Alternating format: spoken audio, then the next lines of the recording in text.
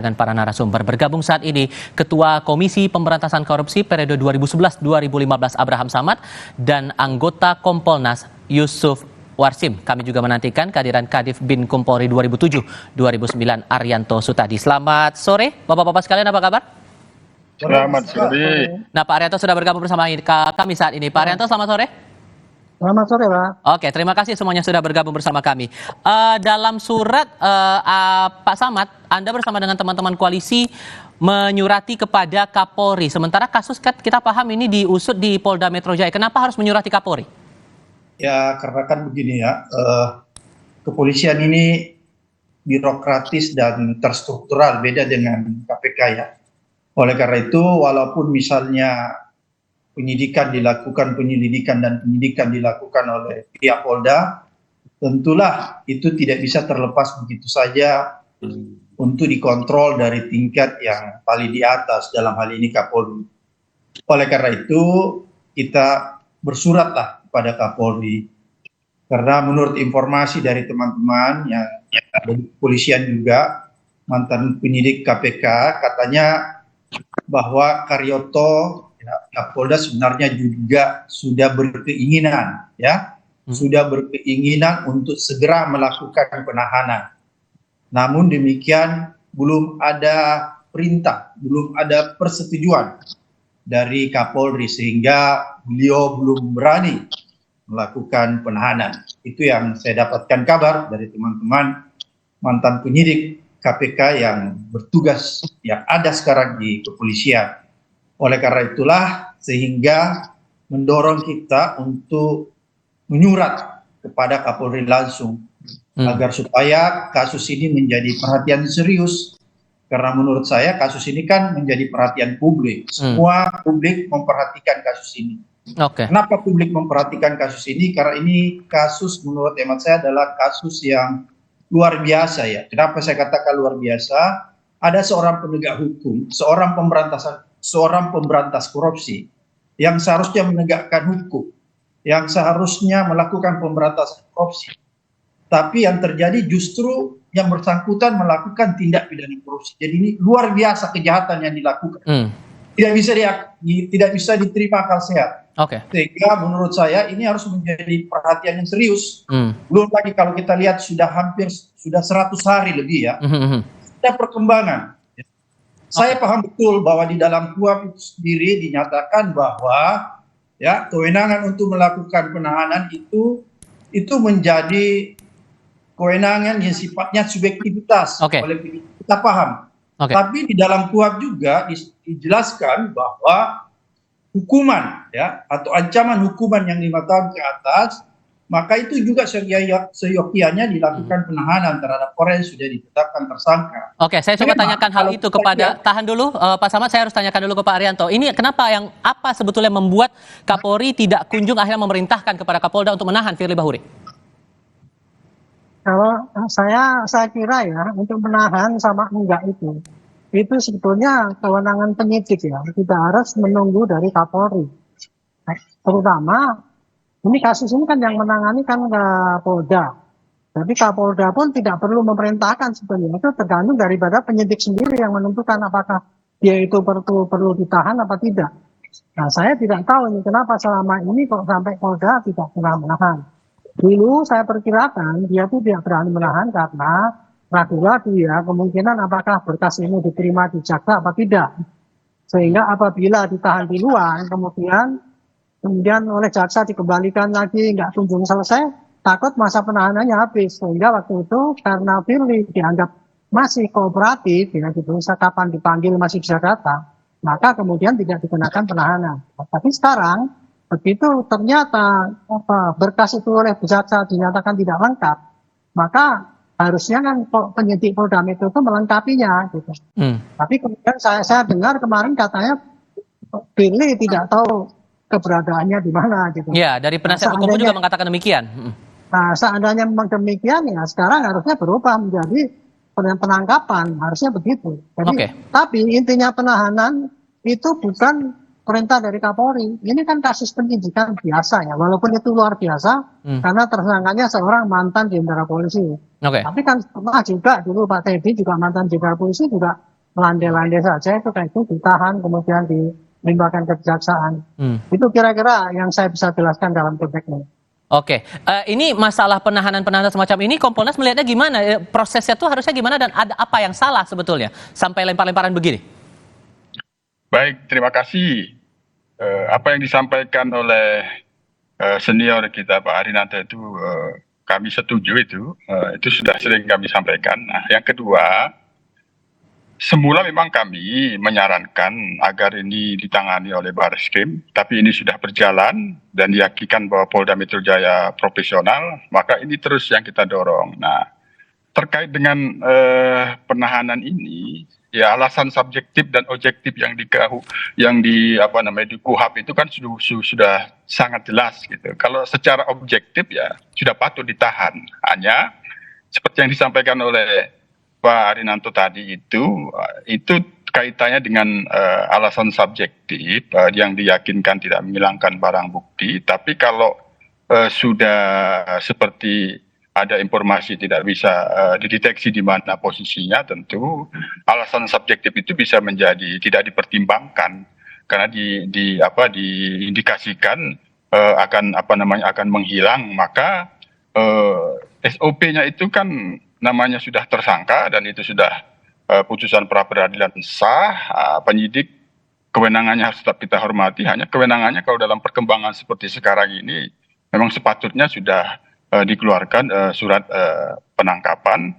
Ketika tidak ditemukan maka SOP selanjutnya kan dibuat daftar pencarian orang. Karena dalam KUHP pun juga sudah ada memerintahkan bisa ditahan kalau sudah ada ancaman pidana di atas 5 tahun ya Pak? Ya, itu alasan objektifnya sudah terpenuhi sebenarnya untuk dilakukan penahanan. Hanya dalam pantauan Kompolnas yang sering kami lakukan koordinasi, FP itu akan ditahan. Nah, cuman ya biasa seperti yang disampaikan oleh Pak Arinanto itu terkadang dalam penyidikan terkait dengan pelimpahan berkas di jaksa penuntut umum, hal-hal yang harus dilengkapi apabila ada petunjuk, penyidik tidak ingin kehilangan kehabisan waktu untuk melakukan penahanan sehingga penahanan itu disesuaikan dengan itu. Nah, ini tentu sekali lagi ini ada pada kewenangan penyidik. Namun dalam perkembangannya kami terus mendorong agar ini profesional terkait dengan petunjuk-petunjuk jaksa yang itu dirasa belum lengkap dan masih ada, tentu itu harus dipenuhi. Dorongan itu datang dalam bentuk surat atau dalam bentuk pernyataan atau gimana Pak dari Kompolnas? Ya tentu kami kan sebagai pengawas fungsional Polri terhadap integritas dan kinerja, kita bisa berkoordinasi secara informal, juga bisa berkoordinasi secara formal, tidak kaku ya, fleksibel. Namanya ini dalam pantauan kan kasus ini menyita perhatian publik, tentu koordinasi yang lebih cepat terus kami lakukan. Seperti informasi bahwa akan dilakukan penahanan itu sudah sering kami dapatkan. Hanya sekarang kami dorong sepanjang ini profesional pasti akan ditahan. Baik, Pak Samad, ada yang juga menduga bahwa kasus ini yang tarik ulur seperti ini juga ada dugaan muatan politis. Anda juga menangkap hal demikian? Itu kan spekulasi-spekulasi yang berkembang ya, sangat sulit dibuktikan. Tapi saya ingin berbicara dalam konteks penegakan hukum ANSI semata ya. Kita abaikan semua anasir-anasir seperti itu karena itu susah mendapat kepastiannya. Yang jelas menurut saya ada asas hukum yang harus dipatuhi. Equality before the law ya. Artinya apa? Semua orang sama kedudukannya di depan hukum. Jangan misalnya ya, nanti ada kesan di tengah-tengah masyarakat. Karena Pak Firly ini mantan ketua KPK, dia pensiunan bintang 3, sehingga dia mendapat privilege. Ya, tidak disamakan dengan penjahat-penjahat lain. Penjahat-penjahat lain, pencuri ayam di pasar, kalau didapat, ya ditangkap, itu langsung dijobloskan ke penjara. Padahal kan kejahatannya sama-sama mencuri, mengambil hak orang lain. Ini yang kita tidak mau ya. Karena apa? Karena kalau ini terjadi, kita khawatir ini akan menurunkan kepercayaan masyarakat terhadap penegakan hukum. Nah, kita harus menjaga trust ya. Kita harus menjaga kepercayaan masyarakat agar supaya dia tetap melihat bahwa law enforcement yang dilakukan oleh aparat penegak hukum itu betul-betul berkeadilan dan tanpa pandang bulu. Sebenarnya itu yang ingin kita jaga. Apalagi kalau dilihat ya, bahwa Firly ini kan selama pemeriksaannya pernah juga mangkir beberapa kali. Sebenarnya sudah ada alasan ya, sudah ada alasan oleh penyidik untuk melakukan penahanan sebelum seperti yang terjadi sekarang. Kalau tadi Pak Rianto katakan bahwa sudah ada informasi yang bersangkutan melarikan diri atau tidak ditahu keberadaannya. Ya, ini karena harusnya menurut saya sejak dari awal itu sudah diantisipasi. Termasuk ada isu saling sandra kasus antara Pak Karyoto dengan Pak Firly. Anda menangkapnya gimana tuh? Kenapa, Mas? Ada saling sandra kasus antara Pak Karyoto dengan Pak Firly di balik tarik ulur kasus yang di Polda Metro Jaya ini. Anda menangkap juga itu berhubungan? Makanya kemudian tarik ulur kasus ini panjang sekali? Itu kan spekulasi yang berkembang ya, susah dibuktikan. Tapi saya lebih melihat kepada berbicara dalam aspek penegakan hukum semata, bahwa seharusnya saya paham betul yang tadi sering disampaikan orang bahwa penahanan itu menjadi alasan subjektif penyidik. Kalau dia menganggap wajar ditahan dan tidak wajar ditahan itu menjadi kewenangan. Tapi jangan lupa di dalam KUHP juga itu nyata-nyata sudah dijelaskan bahwa ancaman hukuman terhadap seseorang ya yang melakukan tindak pidana di atas 5 tahun, maka itu juga bisa dilakukan penahanan. Ingat bahwa pasal yang dikenakan Firly kalau pemerasannya itu memang 5 tahun, tapi Anda lihat pasal lain itu ada pasal 12A gratifikasi, itu ancamannya 12 tahun. Makanya sebenarnya sejak dari awal sudah bisa dilakukan penahanan. Oke. Tapi saya paham juga yang tadi disampaikan Pak Rianto, mungkin pada saat awal-awal dikhawatirkan pemberkasannya belum rampung, sehingga kalau buru-buru ditahan nanti habis masa penahanannya. Oleh karena itu tidak buru-buru ditahan, tapi kan ini sudah hampir 100 hari. Sehingga kalau begitu Anda menilainya kualitas penegakan hukum yang dilakukan oleh Kapolda untuk kasus Firly ini gimana? Kelihatannya agak aneh menurut saya ya. Dan orang bisa bertanya-tanya ini ada apa gitu. Kenapa sampai takut menahan Firly? Memangnya Firly ini siapa? Kan orang bertanya-tanya, dia kan manusia biasa sama kita semua ini ya. Oleh karena itu menurut saya ini yang menjadi pertanyaan bagi masyarakat banyak, sehingga tadi timbul spekulasi yang tadi Anda katakan bahwa ada orang mengatakan bahwa ada saling sandra. Oleh karena itu spekulasi ini kita harus tepis, kita harus tutup dengan keseriusan aparat, dalam hal ini penyidik, untuk segera menuntaskan dan melakukan penahanan agar supaya spekulasi atau isu yang berkembang bahwa ada saling sandra itu menjadi tidak terbukti. Tapi sehingga seberapa yakin surat Anda bersama dengan teman-teman koalisi ini bakal dijawab oleh Kapolri, Pak? Saya nggak tahu persis, tapi yang jelas kita sudah sampaikan, mudah-mudahan ditanggapi. Tapi paling tidak menurut saya, ini juga harus menjadi perhatian Polda maupun Kapolri. Kita paham bahwa kewenangan penahanan itu ada di tangan penyidik. Oke. Tapi kalau di kepolisian, nggak mungkin lah. Aku ini sudah 30 tahun jadi lawyer ya. Nggak berani itu seorang penyidik di kepolisian tiba-tiba menahanan kalau tidak ada perintah dari atasan. Oke. Beda misalnya kalau di institusi lain.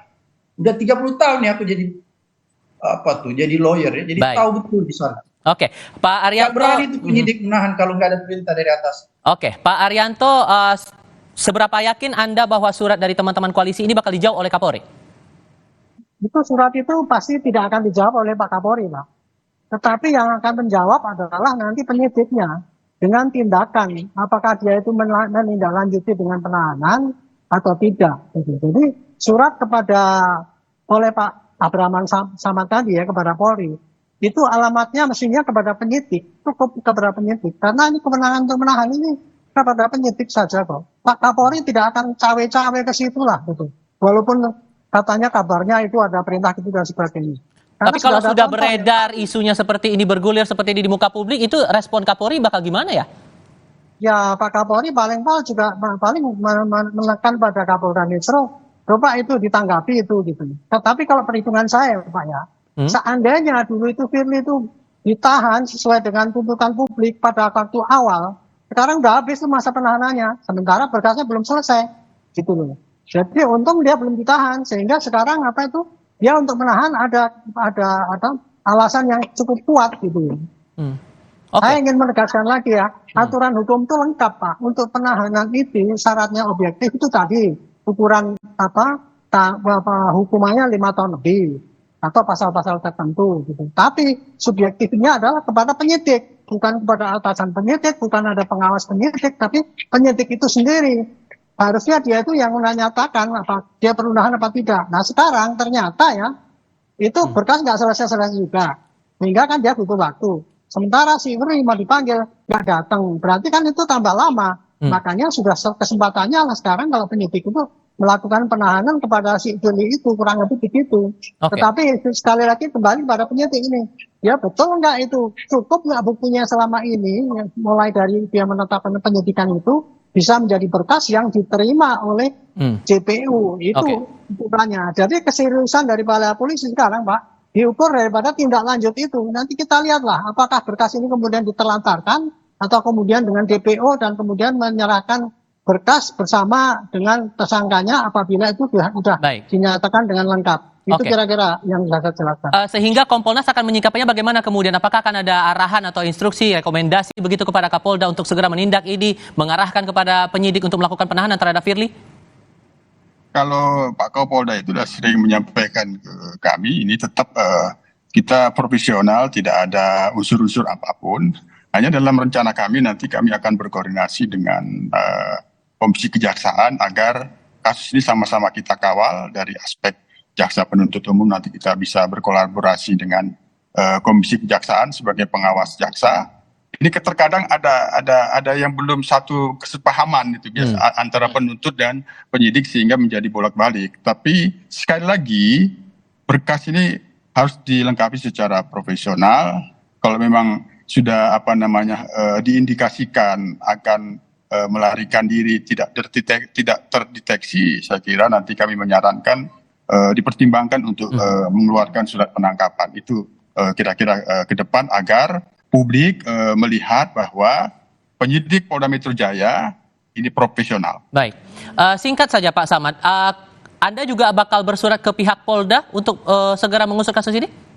Begini, seperti tadi saya katakan, saya ini sudah hampir 30 tahun jadi lawyer. Jadi apa yang disampaikan tadi Pak Arianto tadi itu betul, bahwa kewenangan penahanan itu ada penyidik, tapi di institusi kepolisian tidak seperti itu Pak Arianto. Kita harus juga buka mata bahwa setiap penyidik mau melakukan penahanan, dia harus melakukan koordinasi kepada atasannya. Apakah dia diizinkan atau belum diizinkan? Itu yang terjadi.